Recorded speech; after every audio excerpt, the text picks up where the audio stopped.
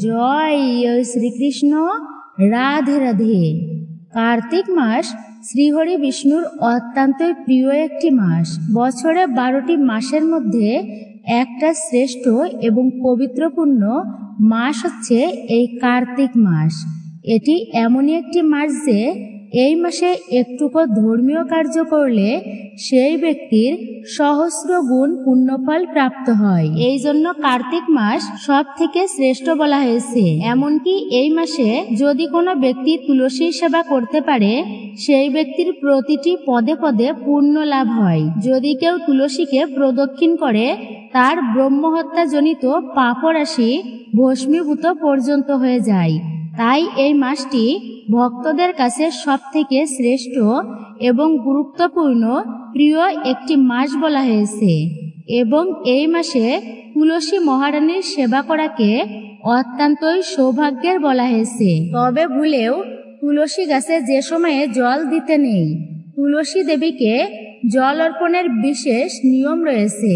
যে সময়ে তুলসী দেবীকে জল নিবেদন করলে এতে অমঙ্গল অকল্যাণ হয়ে থাকে। তাহলে কোন সময়ে তুলসী গাছে জল অর্পণ করতে হবে যাতে পরিবারের সুখ শান্তি সমৃদ্ধি এবং জীবনের সৌভাগ্য আসে? খুবই গুরুত্বপূর্ণ আমাদের আজকের ভিডিওটি শুরু থেকে শেষ পর্যন্ত ভক্তি শ্রদ্ধা ও ভালোবাসার সহিত শ্রবণ করে যদি আপনাদের ভালো লেগে থাকে অবশ্যই ভিডিওতে একটি লাইক করবেন। কমেন্টে ভক্তি ভালোবাসা ও শ্রদ্ধার সহিত অবশ্যই জয় শ্রীকৃষ্ণের জয়, জয় মা তুলসী মহারানীর জয় অথবা জয় মা লক্ষ্মী দেবীর জয় অথবা আপনার গুরুদেবের নামটি একটি বারের জন্য হলেও লিখে জানাবার জন্য অনুরোধ রইল। চ্যানেলে নতুন হলে অবশ্যই চ্যানেলটি সাবস্ক্রাইব করবেন। পাশে থাকার নোটিফিকেশন বেল আইকনটি অল করে দিবেন। ভিডিওটি স্কিপ করে নয় সম্পূর্ণই শ্রবণ করুন, নয়তো মূল্যবান বিষয়গুলি বাদ পড়ে যেতে পারে। আশা করছি আপনারা এই ভিডিও থেকে উপকৃত এবং সমৃদ্ধ হবেন। এই মাসটি শ্রীহরি বিষ্ণুর অত্যন্ত প্রিয় একটি মাস। কার্তিক মাসে তুলসী পূজার বিধান দেওয়া হয়েছে বিশেষ করে। এই মাসে শ্রী বিষ্ণু যোগনিদ্রা থেকে জেগে ওঠেন। এর ফলে সমগ্র জগৎ সংসারে আনন্দ ও আশীর্বাদ বর্ষণ হয়। এই মাসে মর্তে ভ্রমণ করেন দেবী লক্ষ্মী। নিজের ভক্তদের অঢেল ধন সম্পত্তির আশীর্বাদ দেন তিনি। ভগবান শ্রীহরি বিষ্ণুর 4 জন স্ত্রী, যার মধ্যে একজন প্রধানা স্ত্রী হচ্ছেন স্বয়ং মাতা লক্ষ্মী দেবী। ভগবান শ্রীহরি বিষ্ণুর কথা ভাবলে পাশে মাতা লক্ষ্মী দেবীর ভাবনা কিন্তু আসবেই মনের ভেতরে। ভগবান শ্রীহরি বিষ্ণুর নাম নিলে 2টি মূর্তি ফুটে ওঠে। প্রথমত ভগবান, দ্বিতীয়ত হচ্ছে দেবী লক্ষ্মী। কিন্তু অবাক করা বিষয় হচ্ছে ভগবান শ্রী বিষ্ণুর আরেকজন স্ত্রীও রয়েছেন, যিনি হচ্ছেন তুলসী মহারানী। কিন্তু এই 2 স্ত্রীর মধ্যে বৃন্দাবনবাসী অর্থাৎ সাক্ষাৎ বৈকুণ্ঠ হচ্ছে চিন্ময় জগতে, বৃন্দাবনের নিচেই গোলক বৃন্দাবনের উপরে। এই গোলক বৃন্দাবনে মাতা লক্ষ্মী দেবীও যেতে পারেননি আজও। দেবী লক্ষ্মী আজও পর্যন্ত তপস্যা করেই চলেছে সেই গোলক বৃন্দাবনে যাবার জন্য। কিন্তু অদ্ভুত বিষয়, তুলসী মহারানী কিন্তু তিনি সেই গোলক বৃন্দাবনে ভগবান শ্রীকৃষ্ণের সেবা করার সৌভাগ্য প্রাপ্ত করেছেন। এই জন্যই ভগবানের সব থেকে প্রিয় বৃক্ষ হচ্ছে এই তুলসী বৃক্ষ। ভগবান নিজে আশীর্বাদ করেছেন যে তুলসী, তোমা ছাড়া আমার সেবা হবে না, সেবা অসম্পূর্ণ থেকে যাবে। তুলসী পত্রবিহীন ভগবান কোনো ভোগ গ্রহণ করেন না। এমনকি গলাতে তুলসী মালা পরতে হয় ভগবানের সেবা করতে গেলে। আপনি একটা মৃতদেহকে সৎকার্য করবেন, ওই মৃতদেহকে গ্রহণ করে না যদি সৎকার্যের সময় তুলসী দেওয়া না হয়। তাই সৎকার্যের সময় দেওয়া হয় চিতার অগ্নিতে। ধরুন আপনি ভগবানের সেবা করতে যাবেন, তুলসী দেবীর কৃপা ছাড়া ভগবানের কৃপা লাভ করা যায় না, অবশ্যই এটি আপনি মনে রাখবেন। এই জন্য তুলসীর মালা পরতে হয়। সর্বপ্রথমে সন্ধ্যাকালে তুলসী আরতি করা হয়। ভগবানের আরতি করার প্রারম্ভে একমাত্র তুলসী দেবীর কৃপা হলে, যদি ভগবান কৃষ্ণ আপনাকে কৃপা নাও করেন, কিন্তু তুলসী দেবীর কৃপা রয়েছে আপনার উপর, তাহলেও আপনি বৃন্দাবনবাসী হতে পারবেন। আচ্ছা, এই যে বৃন্দাবন, এই বৃন্দাবন কেন এই নামটা হয়েছে? বৃন্দাবনে হচ্ছেন তুলসী দেবী এবং তুলসীর যে বন সেটাই হচ্ছে বৃন্দাবন। আর তুলসী দেবীর কৃপা হলে সেই ব্যক্তি ও ধামবাসী বৃন্দাবনবাসী হতে পারেন। তাই বিশেষ করে তুলসী দেবীর সেবা অত্যন্তই মহিমান্বিতপূর্ণ। এবং এই কার্তিক মাসের মাহাত্ম্য আমরা কম বেশি তো প্রত্যেকেই জানি। এই পবিত্র মাসটি মূলত ভগবান ও ভক্তদের বিশেষ মাস। ভগবানকে মা যশোদা এই দামোদর মাসে দড়ি দিয়ে বেঁধে রেখেছিলেন। ভগবানকে বাঁধতে পারে এমন কি সাধ্য কারো আছে? একবার ভাবুন তো, দেবতারা যুদ্ধ করে ভগবানের সাথে পারবে? এমন কি সাধ্য আছে তাদের? কোনো অসুরেরও সাধ্য নেই ভগবানের সাথে যুদ্ধ করে তাকে বেঁধে রাখতে পারে। উদুখলের সাথে কারোর এমন সাধ্য, কারোর এমন সামর্থ্য আছে কি? জগতে যে প্রতাপশালী অসুর ছিল হিরণ্যকশিপু, তার এমন আশীর্বাদ ছিল যে না জলে, না স্থলে, না দিনে, না রাত্রি, না পুরুষ, না নারী, কেউ তাকে হত্যা করতে পারবে না। ঘরে বাহিরে কেউ তাকে বধ করতে পারবে না। কিন্তু এমন ধরনের আশীর্বাদ থাকা সত্ত্বেও সে কিভাবে মারা গেল? ভগবান তো তাকে মারতে পারবে না, কেননা ঘরে না বাহিরে, তাহলে কোথায় বধ করবে? নর না নারী, কেউই বধ করতে পারবে না। ভগবান হচ্ছে পুরুষোত্তম, অর্থাৎ পুরুষ, তাহলে নারীও না, নরও না, কেউ তাকে হত্যা করতে পারবে না। জলে স্থলে কোথাও নাই, তাহলে সে বধ হবে কোথায়? কিন্তু স্বয়ং ভগবানের কাছে ওই যে কথাতেই আছে, পালাইবার পথ নাই জমাসে পিছে। তাই ভগবান এমন পরিকল্পনা করল যে নরও নয়, পুরুষও নয়, নারীও নয়, নরসিংহ রূপ ধারণ করলেন ভগবান।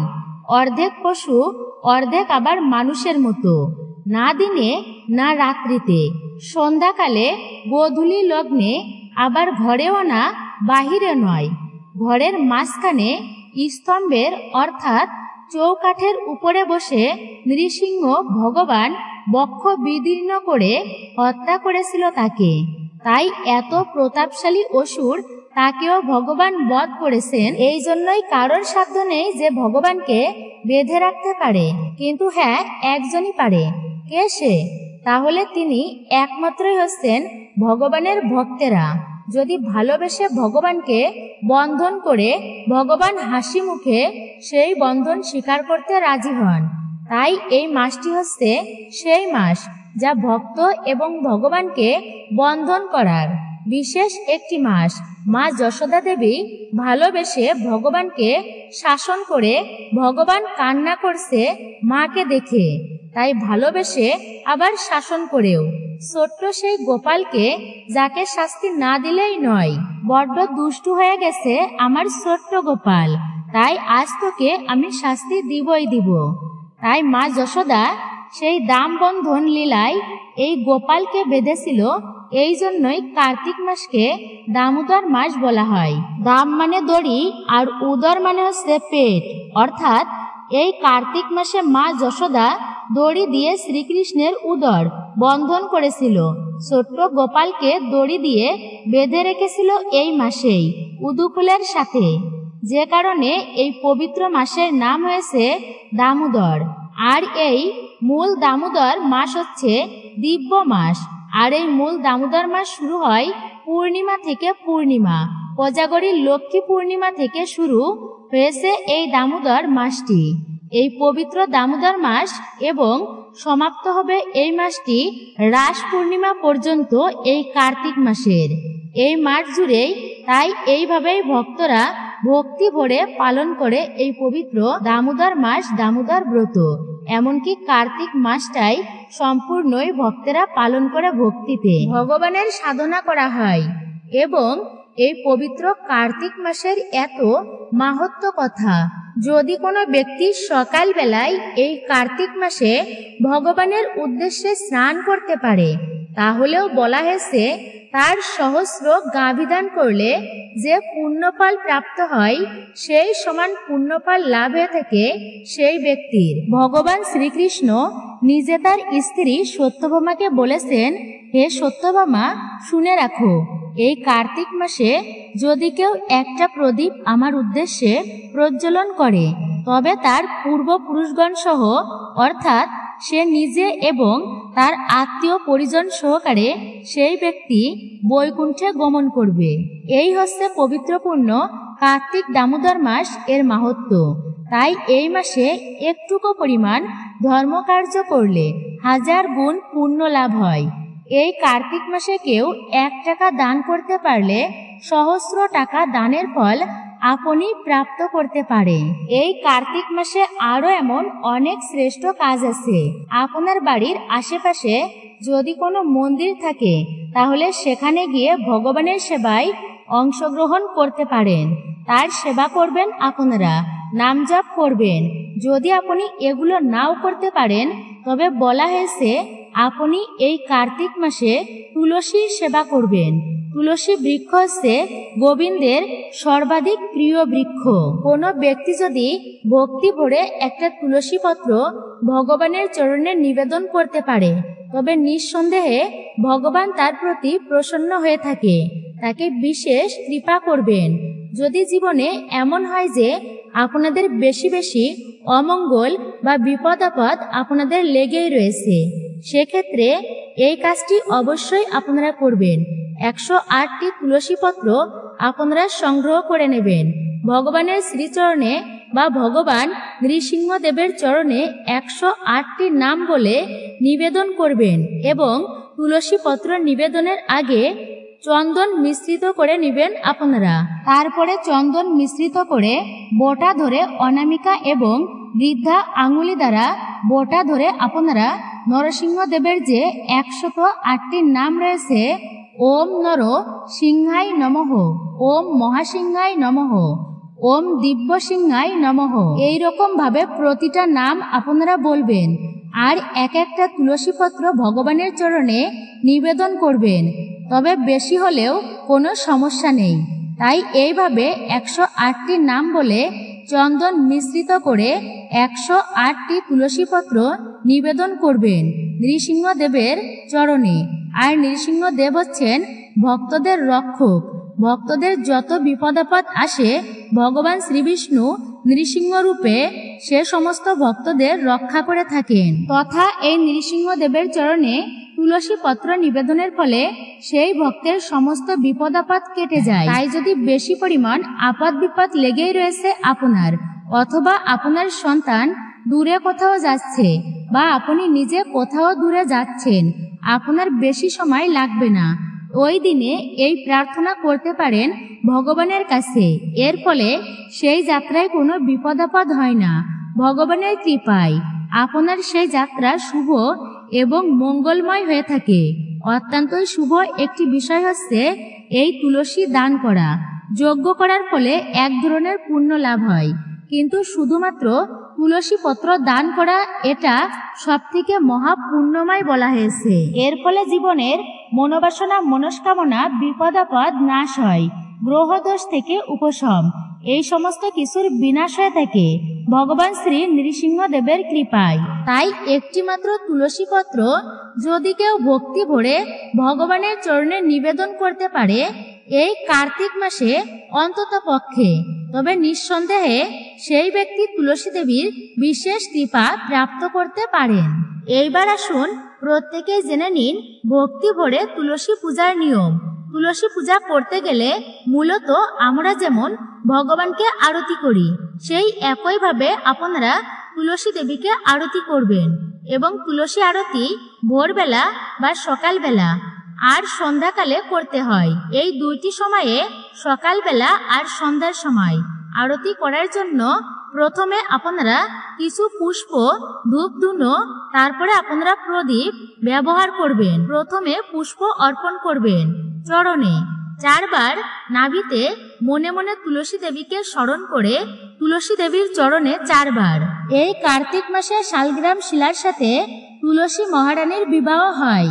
এই জন্য তুলসী মহারানীর উপরে এত পবিত্র পূর্ণময়ী কোনো দেবী নেই, যার চরণে প্রণামের মাধ্যমেও যার কৃপা লাভ হয়, যার মাধ্যমে ভগবানের কৃপা প্রাপ্ত করা যায় অতি সহজেই। আর এই তুলসী দেবীকে জল নিবেদনের মন্ত্র হচ্ছে ওম গোবিন্দ বল্লভাম দেবীম ভক্ত চৈতন্য কারিণীম স্নানাপয়ামি জগদ্ধাত্রীম কৃষ্ণ ভক্তি প্রদায় নমঃ।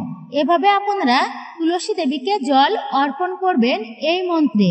এইবার আপনারা জানবেন তুলসী দেবীকে ভুলেও কোন সময়ে জল অর্পণ করতে নেই। যেহেতু এটা হচ্ছে কার্তিক মাস, শুধু যে কার্তিক মাস তা কিন্তু নয়, সে যে সময়েই হোক না কেন জল নিবেদনের একটা নিয়ম রয়েছে শাস্ত্রে। সকালবেলা অথবা বিকালবেলা সন্ধ্যার আগে তুলসীকে জল নিবেদন করতে হয়। কিন্তু আপনারা ভুলেও দুপুরবেলা অথবা আপনি শৌচাগারে গিয়েছেন, মাথায় তেল দিয়ে আসেন, স্নান না করে অর্থাৎ এমন অপবিত্র অবস্থায় ভুলবশত তুলসীকে জল দিতে নেই।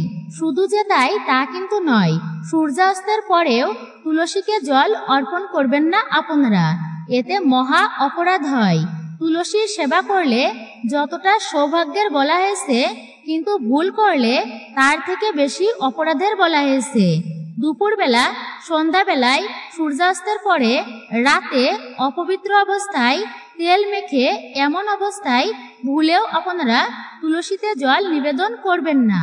কোনো এঁটো জল, নোংরা জল তুলসীতে অর্পণ করবেন না ভুল করেও, এতে চরম অপরাধ হয়। যদি কোনো ব্যক্তির সমস্ত মহাপাপযুক্ত হয় এবং কখনো পূর্ণ কার্য নাও করে থাকে, তবুও সে যদি তুলসী পত্র ভক্ষণ করে তাহলেও তার পরিত্রাণ লাভ হয়ে থাকে। হে তপবন, যারা প্রতিদিন প্রাতকালে উঠে অন্তত অন্য বস্তু না দেখে প্রথমেই তুলসী দেবীকে দর্শন করে, তাদের দিবারাত্রি অর্জিত পাপ তৎক্ষণাৎ ধ্বংস হয়ে যায়। জয় শ্রীকৃষ্ণ, রাধে রাধে। তো মূলত এটাই ছিল আমাদের আজকের এই ভিডিওটি আপনার কাছে কেমন লেগেছে মূল্যবান মতামত জানাতে একদমই ভুলবেন না। চ্যানেলে নতুন হলে অবশ্যই চ্যানেলটি সাবস্ক্রাইব করবেন, পাশে থাকা নোটিফিকেশন বেল আইকনটি অন করে দিবেন। অবশ্যই ভক্তিতে কমেন্টে লিখুন জয় শ্রীকৃষ্ণের জয়, জয় মা লক্ষ্মী দেবীর জয়।